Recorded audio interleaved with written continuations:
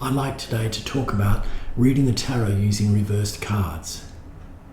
So when clients come to see me for readings, I instruct them. I say, listen, I'd like you to cut the cards, turn them over on themselves a few times like so, 2 or 3 times.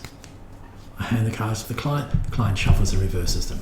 So essentially, they're taking an upright card and they're making it reversed sometimes. If they do it a second time, they might make it back upright again. Okay, so I think it's very important to read with reversed and upright cards because reversed cards give you the shades of grey. They can give you no answers to questions, and a no answer is not a bad thing. If you're going to spend a long time working on a project, like for me, a book would take 2 or 3 years. You know, if I'm going to write a book, I want to know at the beginning: is this worth my effort? You put in 1,000 hours of work, and if it's not worth your effort, well, it's going to sit in your garage somewhere, or it's going to sit in a drawer.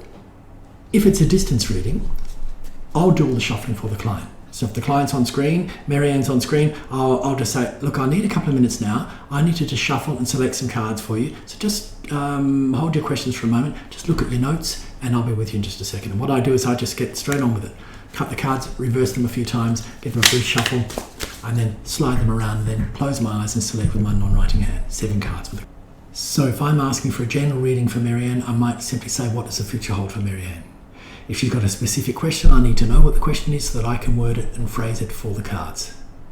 A loosely phrased question doesn't give good answers. Sometimes an important issue can take up half the reading because it'll be 3 or 4 specific questions. I had somebody last week, a 1-hour session, the entire reading was around one issue. And he just wanted all the information he could get about that issue so that he could make a good decision there. Some tarot readers say that reading with reverse cards tend to be negative cards. That's not necessarily the case. For example, all the 5s in the tarot are much more positive when reversed. The Devil card, the Tower card, the 8, the 9, the 10 of Swords, they're all better cards reversed than upright. They're just, it's not as black and white as upright is positive, reversed is negative. Where it can mean that a little bit is when you're dealing with court cards, the People cards. When you're looking at court cards when they're reversed, it can suggest arrested development, it can suggest delayed growth, trauma, or just current frustrations. And sometimes a person can display the qualities of a reversed card, a court card, for just the time that a period of stress or trauma is going on. And when that stress subsides, the person reverts to upright card again. Reading with upright and reverse cards allows for more shades of grey in readings, which usually gives a better result. Reading with reverse cards also increases accuracy with yes and no questions. They're pretty important questions. With investments, with health, with all those sorts of things, you want to know you can get as much information as you can when you're giving a reading for somebody. So reverse cards, particularly Wands reverse cards, can suggest delays with a project. And in Wands' case, it's often because you've got 16 things on your plate, you found a new thing, this is the new shiny thing I want to put on my plate. There's no room. You have to take something off your plate before you can bring something on.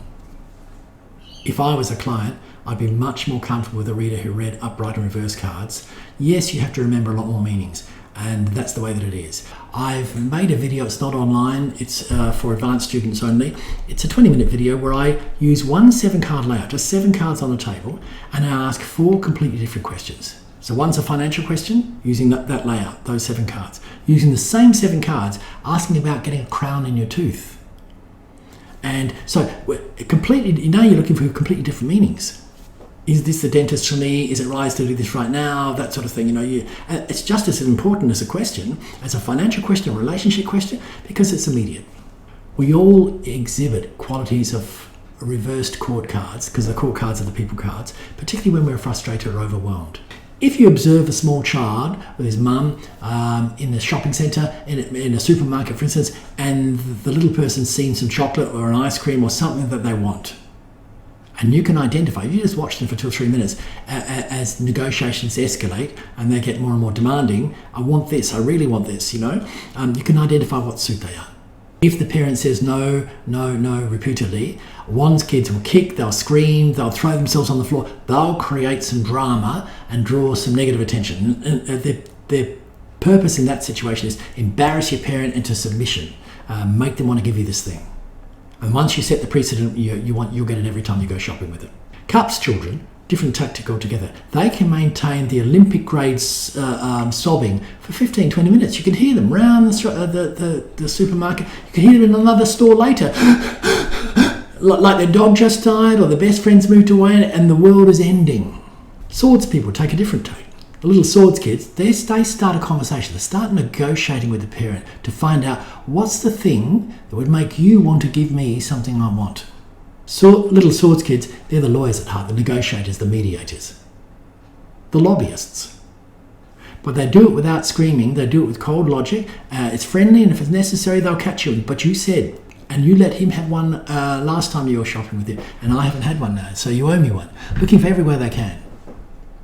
Pentacles children's a different process again. For them, they'll remind you of the chores they did last week. So I've really earned myself an ice cream, or they'll promise to, when we get home, I'll clean the windows, and then I might as well have my ice cream now. You can pay me now, and I'll do that when we get home.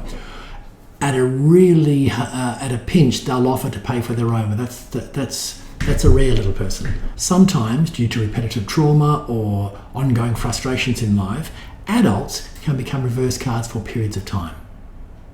So while those frustrations exist, or until they're resolved within the person, sometimes they'll show some of those negative qualities. So the quick wit and the curiosity of the Queen of Swords, when reversed, can become sarcasm and criticism.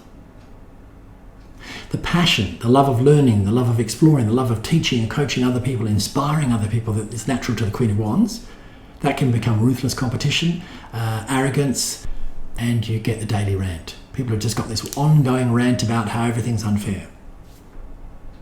The compassion, the warmth, the kindness of the Queen of Cups, when reversed, that can become bitterness, depression, and sulks, Olympic grade sulks sometimes. The stable, practical, hard-working qualities of the Queen of Pentacles can become ruthless ambition, laziness, and penny pinching. However, most of us, when the frustrations are over, will be represented by an upright card again.